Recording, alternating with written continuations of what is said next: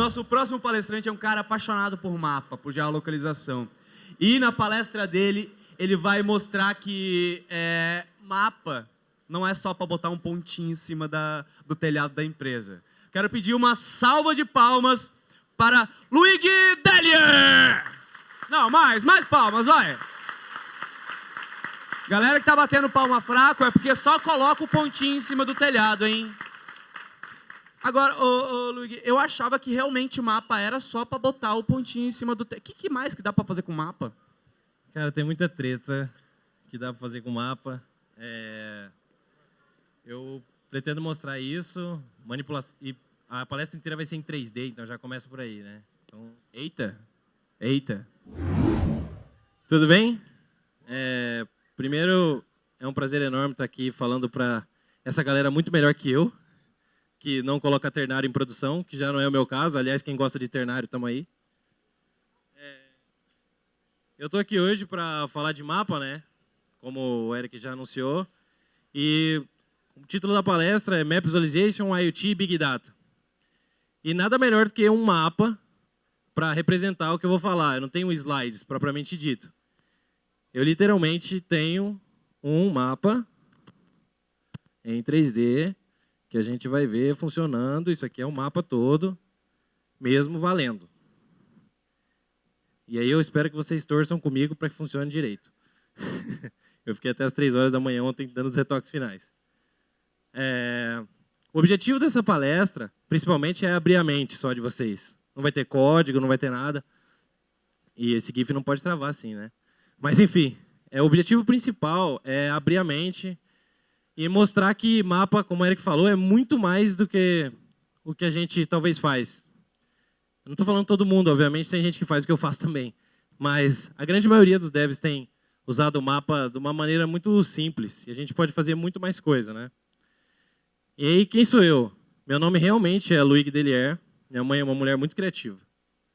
E eu sou voluntário da Mozilla. A gente está ali no stand ali atrás. Quem não passou, passa ali. Tem fotinhas, tem brindes e tal. É uma coisa bem legal. Eu sou o criador de umas paradas que estão no meu GitHub lá, que não são só de JavaScript. E depois vocês podem trocar uma ideia comigo. Quem quiser estar disposto a participar de uns projetos para iniciantes e tal. É comigo mesmo. Eu sou do interior de São Paulo. Naquele pontinho lá, ali é a minha casa. Ou a casa da minha mãe, né? Porque eu não moro mais lá. E hoje em dia, o meu stack principal de desenvolvimento tem sido JavaScript, principalmente com Vue.js, Pug.js e Sass. Não sei quem curte Pug, mas estamos aí também.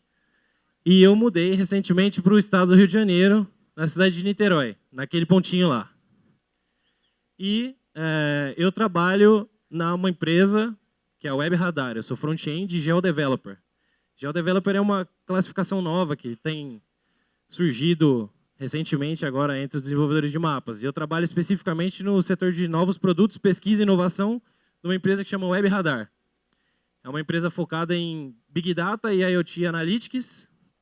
E a gente é especialista em fazer telemetria e diversas outras coisas que envolvem sempre hardware de terceiro, que a gente precisa integrar esse hardware num grande Big Data e fazer a amostragem de tudo isso em diversas aplicações para telecom e transportes. A Web Radar é uma empresa brasileira, mas que tem expressão mundial e clientes espalhados pelo mundo todo.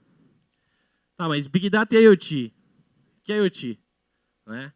Porque IoT e Big Data são duas palavras ultra comerciais, gente. Big Data nada mais foi, quem desenvolve aqui há muito tempo, Big Data nada mais é do que aquele seu banco MySQL gigantesco que o join leva 1 hora, sabe? Sempre foi a mesma coisa, sempre existiu, só tem um nome comercial para isso agora. E a IoT também é a mesma coisa. Não se resume em Arduino, em Raspberry Pi. É qualquer coisa, uma placa que tem internet, que fale com outra placa em outro lugar do mundo que também tem internet. E a Web Radar faz isso. Nós sensoriamos caminhões, frotas inteiras de caminhões de diversas empresas, e a gente adquire em tempo real a posição desses caminhões e diversas outras informações disso. E adquire também, por exemplo, a saúde das torres das operadoras de telecom, a qualidade do sinal das pessoas. E se tem alguém que reclama das operadoras de telecom no Brasil, essa pessoa é a Web Radar. Nós servimos principalmente para mostrar o quanto as operadoras de telecom são ruins do que elas fazem. E eu estou aqui para literalmente falar que mapas são poderosos e que são ferramentas, entre aspas, subutilizadas. Porque eles podem fazer muito mais do que só colocar um pontinho no telhado, né? E a história dos mapas na era digital é antiga já, de certa forma. Desde 1994, uma das primeiras aplicações, e uma das mais fortes que nasceu nessa época, já nasceu open source, que foi o MN Map Server. Ele não tinha web envolvida aí nesse caminho ainda, né? A web só foi se juntar, se fundir com mapas, quando a Esri resolveu lançar o ArcGIS, em 1999. Logo depois disso, ali está Here Maps. Não é, na verdade, o Here Maps, é que se tornou o Here Maps, o antigo Navitec, que depois virou Nokia Maps, que depois virou Here Maps. O Navitec foi um dos primeiros mapas a implementar um mix de internet com mapa, onde qualquer um, entre aspas, podia ter acesso, quem tivesse o hardware deles, lógico, podia ter acesso a um mapa online. E isso foi revolucionário na época deles. Depois, o primeiro deploy do OpenStreetMaps em 2004, e aí o Google Maps arrebentou a era dos mapas e democratizou o mapa para todo mundo. E deixou a gente ver o planeta pela primeira vez em satélite, com aquela foto maneira do Google Earth e tal. Aquilo sempre foi uma coisa maravilhosa, né? A gente não tinha isso. Depois o Mapbox e o CartoDB, que fazem coisas parecidas. Só que aí, quando o Google Maps chegou, e os clientes começaram a pedir sites pra gente, aquelas paginazinhas legais, a gente achava que, pô, eu vou colocar um mapa do cara aqui, e o que interessa, na verdade, é colocar o pontinho de onde fica a empresa dele. E, cara, em 90% dos casos, tem estudos de UX disso. Se você faz isso, isso não vale nada, você só está ocupando um pedaço da tela do site. Essa informação não significa nada para quem está vendo. Quem consome essa informação, na prática, pega o endereço que está embaixo do mapa, joga no celular dele e vê onde é. É assim que as pessoas fazem. Isso é teste de usabilidade. Então, tipo, você colocar um marker no telhado de alguém, cara, tipo, é a mesma coisa que nada. Você só ocupou um pedaço do site. E aí, eu estou aqui porque, pô, mapas são poderosos, a gente está fazendo isso, então, como que resume, né? Existe uma ciência por trás de tudo isso, que se chama GIS. Alguém já ouviu falar essa palavra? Sem ser o GIS de lousa, tá, gente? Pelo amor de Deus, não é o de lousa. Ó, tem algumas pessoas, isso é maravilhoso. Eu estou aqui para falar de GIS aplicado no front. Porque GIS é um termo muito comum para quem faz para cartógrafo, fazendo coisa em banco de dados, entregando essas paradas e tal. Não, estou falando de GIS aplicado no front agora. E GIS nada mais é do que uma ciência que consiste, de uma forma bem ampla e resumida, na arte de criar mapas a partir de outros mapas ou de informações que ainda não estão geoespacializadas.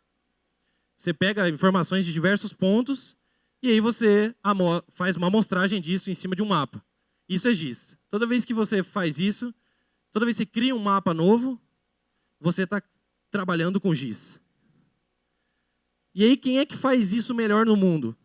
Ah, não, errei o slide. Conceitualmente, né, a definição conceitual abstrata de GIS se separa em 4 esferas, né? Seleção, manipulação, exploração e confirmação. Que é quando você está em seleção, você está lá buscando, eu quero ver como é a minha casa, quero ver como é a cidade. Isso faz parte da seleção. Você faz uma busca de endereço, você entrega uma rota do ponto A até o ponto B. Isso você está na parte de seleção do mapa. Manipulação do mapa é quando você já criou um mapa novo. É quando você tem o teu banco de dados, quando você tem as suas informações lá, e você plota isso em cima do mapa. Quando você decide fazer isso, você já entrou na esfera de manipulação, porque você está criando um mapa novo. Pode ser com marker, pode ser com polígono, com diversas outras técnicas. A parte de exploração e confirmação é mais de data science. Foi daí que começou uma parte do conceito de data science, foi dentro de GIS. A exploração é quando você, com esses dados todos que você criou esse mapa novo, você consegue gerar estatística em cima deles. É quando, por exemplo, você tem o governo coleta todos os casos de dengue do país e faz uma amostragem no mapa. E aí, quando você faz a modelagem estatística disso, você está dentro de exploração. Você sabe qual cidade tem mais dengue, porcentagem, tal, aquelas estatísticas todas matemáticas que se fazem com base em endereços e localizações geográficas. E depois disso, quando você entra na confirmação, é quando você começa a fazer predição. Olha, com base desses dados todos, dessas estatísticas que eu levantei, pode-se dizer que daqui 3 meses aquela cidade inteira vai ter dengue porque a prefeitura não está fazendo as medidas necessárias para isso. E quem é que faz isso melhor, né? de todos os serviços web que a gente tem disponível, quem faz isso melhor? O Esri e ArcGIS. Essa é a solução mais poderosa de GIS no front-end que existe. Não existe outra. Uma solução completa, tá? Falando que em uma solução você consegue fazer GIS inteiro. Você pode construir a tua solução de GIS e essa solução de GIS mandar em outros mapas. Tem diversas pessoas que fazem isso. É questão de stack. Você pode usar OpenLayer, você pode usar OpenStreetMaps, você pode usar diversas outras formas, mas uma solução é o Esri ArcGIS. É a que literalmente faz tudo isso. Tá, mas o Google Maps é o mais famoso. Alguém pode perguntar, por que você não está falando do Google Maps, então? Por que ele não faz parte desse stack? Porque, voltando no conceito do que é GIS, dentro desse conceito inteiro, o Google Maps só entrega isso. Tem gente que pode gostar muito do Google Maps e fazer coisa sinistra aqui com o Google Maps, tá? Mas, dentro do conceito de GIS, o Google Maps só faz esse pedaço. Ele não é capaz de fazer o resto. Porque o Google não quer, porque tem grana para implementar, né? Mas o Esri ArcGIS faz o resto inteiro. Dentro do ArcGIS, no front e no back, porque a Esri entrega os dois tipos de solução, você consegue abranger todas essas áreas de uma vez só. Se a gente fosse comparar as outras soluções e o ArcGIS, é como se a gente desenhasse no Paintbrush no Windows 95 e no Photoshop. Ou então, se essa comparação estiver difícil, eu posso melhorar um pouco ela. É como se fosse isso. Ou como se fosse até outros tipos de comparação que a gente pode fazer para acelerar isso. Então, não, é sacanagem. Não é assim, não. Então, tá. Tudo isso não faz, ou faz o quê? Então, o que dá para fazer, né? Além de só colocar esse pontinho no telhado. O que mais um mapa pode fazer para a gente? Eu vou dar um exemplo muito ridículo aqui que eu escolhi ontem à noite. E pode simplificar essa explicação e dar um pouco mais de clareza. Aqui todo mundo sabe que é um mapa. Você está vendo que isso é um mapa e tal. Mas essa informação aqui não tem valor nenhum. Até porque vocês nem sabem onde fica isso no mundo. Mas isso aí era a região onde eu morava, lá no interior de São Paulo. E aí vamos supor que você pega um freela lá, ou tem um cliente que ele chega em você e ele tem 3 pizzarias. Uma em cada cidade. E ele, por algum motivo, ele acordou hoje e falou que ele queria que você mostrasse no mapa para ele aonde que a pizzaria dele tem atuação. Qual é a área de abrangência do delivery dessa pizzaria? Onde é que ele consegue entregar a pizza? E aí, como é que você faz? Você vai colocar pontinho em todas as casas da cidade? Você vai colocar um marker no telhado? Você vai colocar um marker em cada cidade? Não tem valor nenhum isso. O cara não consegue ver isso. Então, a primeira etapa de GIS é começar a criar um mapa novo. Então, como é que a gente cria um mapa novo? Primeiro, a gente vai selecionar o polígono de 3 cidades, que é onde o cara tem pizzaria. Esses polígonos são de 3 cidades lá da minha região, e aí o cara tem pizzaria aí nessas 3 cidades. E aí você plota esses polígonos no mapa. Isso aí começou a ter um pouco mais de valor, certo? E o cara te pediu literalmente para mostrar a área de abrangência e delivery dele. Beleza, você entregou o job, era isso que ele queria. Mas dá para você fazer muito mais com isso e entregar mais valor ainda. Se você pudesse mostrar para ele, além disso, qual é a cidade que come mais pizza das 3. E aí você mudou completamente a aplicação que você faria para o cara. Agora você tem um gráfico, que ao mesmo tempo é um polígono, que mostra a área de delivery da pizzaria do cara. Isso vai muito mais além do que só colocar um pontinho e mostrar qualquer coisa. E isso tudo dentro do mapa, tá? E não fui eu que construí o sistema de 3D. Isso é do ArcGIS. E aí esse cara cresceu e agora ele tem pizzaria no Brasil inteiro. E aí você decide mostrar para ele a mesma coisa, só que agora no Brasil todo. E todos os estados, qual que come mais pizza. E qual o sabor da pizza que a pessoa mais come. Eu estou dando só o exemplo da pizzaria, mas você pode dar o valor que você quiser para essa informação. Isso é uma coisa randômica, aleatória. E é 3D, né, gente? É tudo maneiro. Quando chega no 3D, fica tudo tão mais legal, né? E aí, se tem 3D, tem Three.js. Quem conhece o Three.js aqui? É a biblioteca mais famosa de manipulação 3D do front-end. Acredito eu que é a mais famosa. E foi construída, acho que por um brasileiro, se eu não me engano. E é maravilhosa, o Three.js é maravilhoso. E a Esri permite que você plote em cima do mapa deles em 3D, usando o Three.js. E aí, pô, se tem isso aí, então dá pra gente apelar, né, e fazer algumas coisas legais. Como, por exemplo, eu posso muito bem chegar aqui no mapa. Tá vendo essa bola aí? Então, isso aí nada mais é, incrivelmente, se meu computador me ajudar, isso aí é a posição em tempo real da Estação Espacial Internacional, com o polígono oficial que a NASA fornece. E cada bolinha dessa é um request que eu fiz para a API da NASA. A NASA tem uma API que fornece uma forma de broadcast, o lat long oficial, de onde está a estação espacial. E esses pontinhos todos, que formam a efemérides da... Não sei se vocês sabem, mas essa palavra é tão legal, gente. Efemérides é o rastro da estação espacial. Eu descobri essa palavra recentemente, é tão maneira. E aí, aqui não dá para ver, ali está escuro, mas eu juro por Deus que tem um traço ali. Ah, não dá para ver mesmo. Dá sim, né? Eu acho, né? Dá pra ver que tem um risquinho aqui, assim, ó, um traço? Isso aqui chama efemérides. E pá, tem isso, tem 3D, tem 3GS, dá pra gente apelar ainda um pouco mais, né? Esse exemplo da estação espacial é muito legal. Mas se a gente pudesse fazer uma carry, por exemplo, e trazer objetos 3D do mundo e deixando isso mais claro ainda. Ai, meu Deus, por que está pulando esse negócio assim? Vamos ver se ele termina de carregar. Às vezes está carregando alguma coisa maluca. Isso acontece às vezes, gente. Mapa é assim que a vida funciona. Vamos ver, pera. Deixa eu ver se está aqui embaixo. Cadê? Eu não sei onde está. Deixa eu voltar o slide aqui e ir para ela de novo. Porque é tão legal isso. Vamos ver se a loucura vai fazer agora de novo. Se fizer, eu só explico para vocês e aí depois vocês me pedem para mostrar ali no stand da Mozilla. Bom, eu vou resumir também. Vou resumir. Tá vendo aí que tem essas... Isso é uma estação eólica que fica em Palm Springs. Estação de geração de energia, né? Daquelas pás gigantescas que ficam rodando com o ar. E aí você, por algum motivo aí da sua vida, você pegou um job de fazer isso. É porque existem muitas estações, né, de usina eólica. Você com certeza vai pegar um trabalho desse em algum momento da vida. E aí o cara chegou e falou assim, olha, queria ver no mapa a posição de todas as pás. E aí você deu essa solução aqui para ele. E, cara, seria muito mais maneiro, né? As pás já estão aqui. Por que a gente não faz a pá rodar? E aí a pá está aqui rodando, gente. Não sei se vocês viram isso. Mas a pá está rodando. Ela parou agora que deu um lag aqui, mas acredita em mim. A pá está rodando. Pô, maneiro, né? A pá rodar, né? É o 3JS que está fazendo a pá rodar. Mas é mais maneiro ainda quando tem uma API que fornece a velocidade do vento em Palm Springs agora. E essa velocidade do vento que está girando a pá, em teoria, tá, gente? É só uma API que fala a velocidade do vento. Se é de verdade, eu não sei. Mas é uma API que fala a velocidade do vento. E eu apliquei essa velocidade do vento como regra de força para girar essas pás. Isso é sensacional, cara. Pelo menos eu acho sensacional.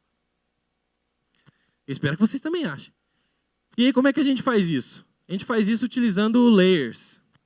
Um mapa de qualquer serviço, em qualquer lugar, ele se consiste em diversos layers empilhados um em cima do outro, né? E aí, quando esses layers todos, cada um carrega um grupo de informação, que pode ser um Big Data, pode ser outras coisas. E o ArcGIS, especificamente, a Esri desenvolveu 25 tipos de layers. Tem 25 formas de fazer a apresentação de Big Data e de outras coisas no mundo real para as pessoas. E, obviamente, eu não vou falar as 25, né? Porque ninguém é obrigado e vocês também não estão com saco para isso. Mas eu vou falar as mais legais. Eu acho uma das mais legais é raster. Quando você tem realmente um Big Data que você precisa mostrar, e aí você não vai lotar o front do cara, você não vai mandar para o browser 1 milhão de polígonos. Obviamente você vai quebrar o browser, sabe? Então você não vai mandar 1 milhão de polígonos lá porque você precisa fazer uma representação de quantas pessoas tem no estádio de futebol e cada pessoa é um polígono. Não, você vai arrebentar isso aí, sabe? Como nesse caso aí, aqui a gente tem o maior cemitério de aviões do mundo. Eu não sabia que existia também, descobri fazendo essa palestra. E aí, cara, tem um monte de avião estacionado aí que já não voa mais. E aí, pô, se eu fosse mandar um polígono de cada avião desse aí, cara, com certeza isso destruiria a nossa vida, né? Então, como é que a gente faz? A gente mostra isso tudo como se fosse um bitmap transparente em cima do mapa. E é justamente isso que a Web Radar faz. Essa informação aqui é em tempo real, entre aspas, de hoje, da praia de Copacabana. E esse é um mapa térmico agregado num raster de 30 metros. Cada quadradinho desse tem uma representatividade no chão de 30 metros por 30 metros, 90 metros quadrados. E esses dados estão agregados por throughput de todas as operadoras do Brasil, no caso do que atuam no Rio de Janeiro, onde é um mapa térmico, né? Então onde vermelho é muito bom e azul é muito ruim ou nulo. Veja que tem azul pra caramba, porque afinal de contas, né, são as nossas queridas operadoras de telecom. Ou então tem mais um exemplo que deixa mais claro ainda o que é Big Data, né? Quando a gente precisa mostrar Big Data.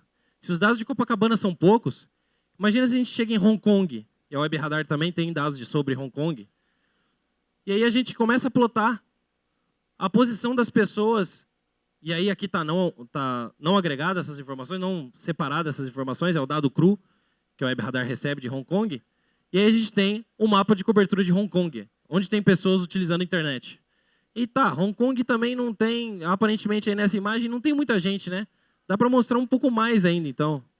Então, mostrando um pouco mais, imagina que no meio dessa imagem que vai aparecer, juro por Deus, se a internet nos ajudar, o meio dessa imagem aí é a Torre Eiffel, uma das cidades mais visitadas do mundo. E essa mancha vermelha que está nascendo são as pessoas e seus devices utilizando a internet das operadoras diversas que atuam na Europa, principalmente em Paris. É muita gente conectada. Isso é um dado real, tá, gente? Isso é um mapa real. É isso que a gente faz lá. E aí, de outra maneira, a gente consegue dar um pouco mais de precisão, que aquele raster lá está muito grande. O de Copacabana também está muito grande, 30 metros por 30 metros. Pô, tem muita gente em 90 metros quadrados, né? Então a gente separa isso em um raster de 5 metros quadrados. Então esse pixel aí tem 5 por 5 metros. E essa é a Avenida Paulista. Você percebe que as operadoras do Brasil só têm necessidade de dar qualidade de sinal na Avenida Paulista, né? Porque 3 ruas depois não tem sinal nenhum. De nenhuma operadora do Brasil. Nenhuma. São as maiores operadoras agregadas aí. Essa é a soma de todas. Você percebe que tem um descaso total naquele pedaço ali. Que eles não estão nem aí pra gente.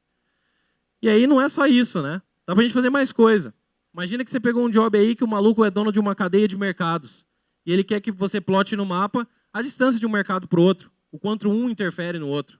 E aí o meio desse círculo é oposição do mercado.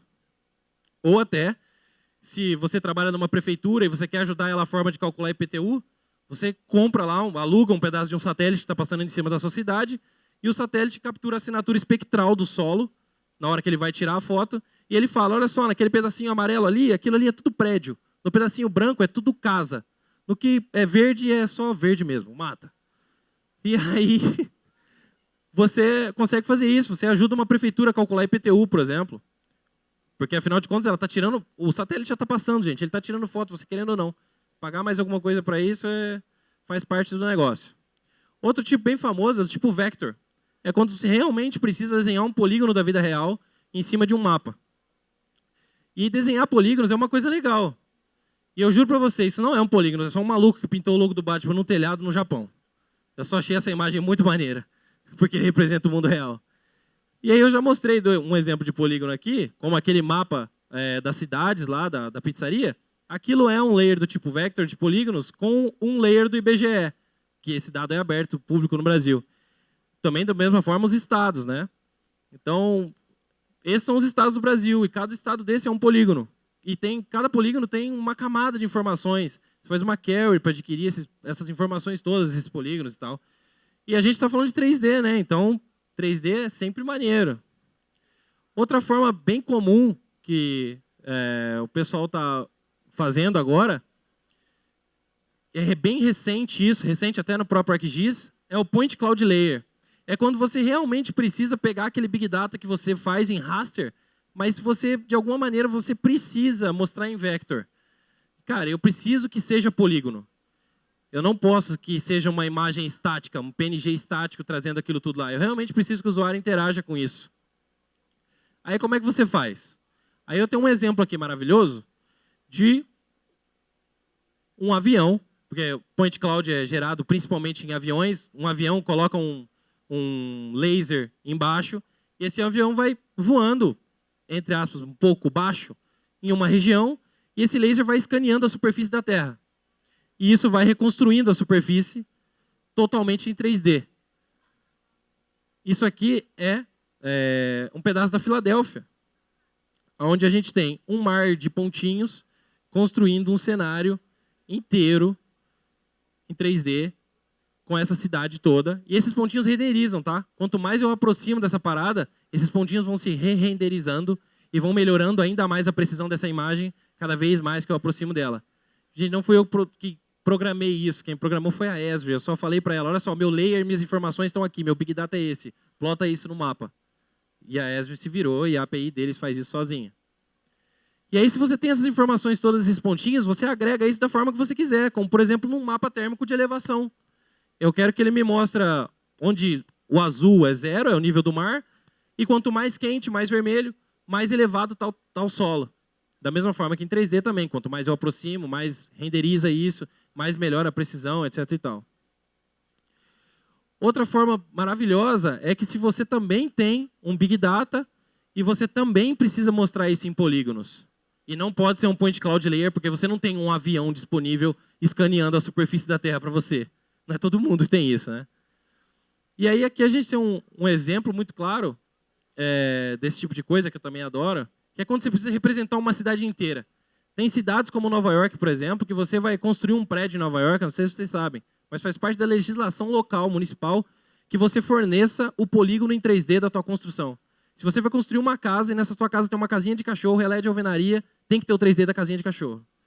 E isso é público, tá? Qualquer pessoa pode acessar os dados de Nova York e pegar o layer de Nova York inteiro.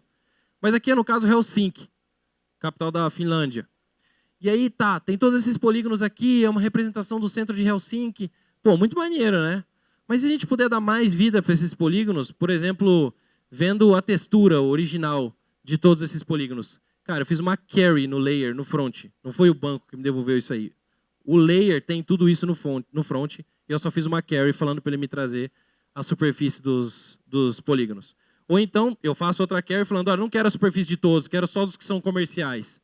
E ele anula a textura de todos os outros. Ou eu posso trocar e manipular essa textura também, dar uma ênfase nos que são comerciais. Ou eu posso simplesmente falar para todos serem preto e branco, por exemplo. E aí todas as texturas ficam em preto e branco, porque eu tenho uma necessidade aleatória disso. Outra forma é Graphic Layer. É quando você tem mais de um tipo de vetor e você precisa...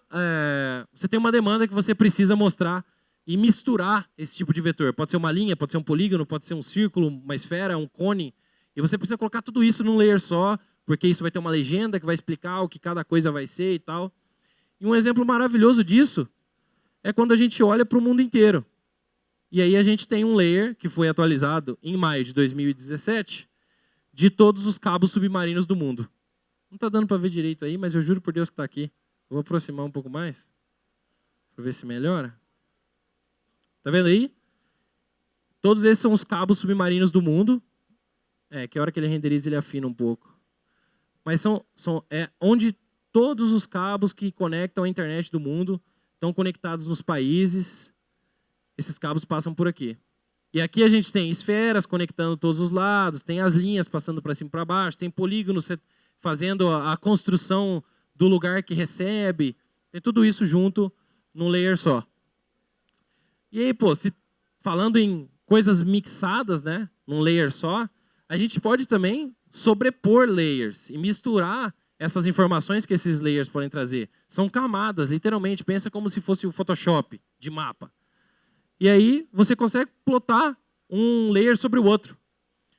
E aí, ainda assim, criar mais mapas e manipular isso ainda mais. E olha só, eu estou fazendo isso só no front. Eu não estou criando um terceiro layer a partir de outros layers. Eu estou só plotando layers que eu já tenho em cima de outros layers que eu também já tenho. E a gente pode mixar, por exemplo, se a Prefeitura de São Paulo contratou um satélite para fazer a utilização do solo, que é esse layer aqui de baixo que eu mostrei para vocês. Tá, o roxinho, vermelhinho, amarelo lá e tal. E aí eu plotei o throughput das operadoras, que é o dado que a Web Radar tem, com precisão de 5 metros. E aí eu plotei os polígonos em volta e fiz esses polígonos reagirem de uma forma aleatória com qualquer cor, só para poder mostrar que a gente consegue manipular o polígono do jeito que quiser. São 3 layers sobrepostos aí. E a gente consegue juntar esses 3 layers ainda e construir um layer novo, um terceiro layer. E isso é GIS, completamente. Ou então, se naquele mesmo exemplo que a gente tinha do supermercado, além da gente só mostrar onde o cara tem o supermercado dele, que são os pontinhos verdes aí, os quadradinhos verdes, a gente consegue mostrar que o concorrente dele também está tudo aí, que são os losangos roxos. São todos os concorrentes do mercado do cara. Então, não é só saber ó, o teu mercado está aqui, mas, cara, pô, teu vizinho também é outro mercado. Por que você vai colocar um mercado aí? Você está perdendo dinheiro com isso, está perdendo tempo, você tem uma concorrência desnecessária, porque aqui no meio não tem nenhum outro mercado. Por que você não põe o seu mercado ali? Não tem ninguém ali, sabe? Tem um espaço vago. E aí, com tudo isso, essa apresentação inteira, recentemente a Web Radar autorizou que eu liberasse uma biblioteca que eu uso nessa palestra aqui, que é a ArcEasy, está lá no meu GitHub, e, em teoria, esse é o lançamento oficial dela, porque eu sou a única pessoa que está usando ainda. E o código foi aberto recentemente agora, e essa apresentação inteira manda nessa biblioteca que manda na API da Esri. É uma abstração alta da API da Esri, porque é realmente complicado manipular a API deles, porque o mapa faz muito mais coisa do que só colocar marker e polígonozinho fazendo cerca eletrônica, faz muito mais que isso. E aí eu fiz uma biblioteca que abstrai tudo isso para fazer todas essas coisas. Tudo isso que apareceu aqui foi construído com essa biblioteca. E eu espero contribuidores, tá, gente? Inclusive, me ajudar a escrever o README, que ainda não tem. Só tem o logo. Me desculpa por isso, mas é a vida. E aí é isso que eu queria mostrar para vocês. Eu realmente espero que tenha surgido alguma dúvida na cabeça de alguém. Eu estou aqui no stand da Mozilla aqui atrás. Está rolando muita coisa legal ali, inclusive com WebVR e tal. Então vem trocar uma ideia comigo. Vamos fazer literalmente o mundo em 3D, um lugar mais maneiro. E deixar as nossas aplicações ainda bem mais bonitas.